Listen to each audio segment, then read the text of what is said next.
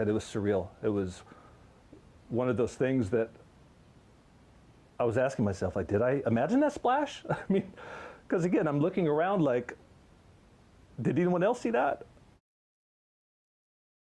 Wow, wow. And the next time he came out of the clouds, he went straight into the water. After I saw the splash, about 6 seconds later, it was dead silent. I knew that that they went in the water nose first at a high speed.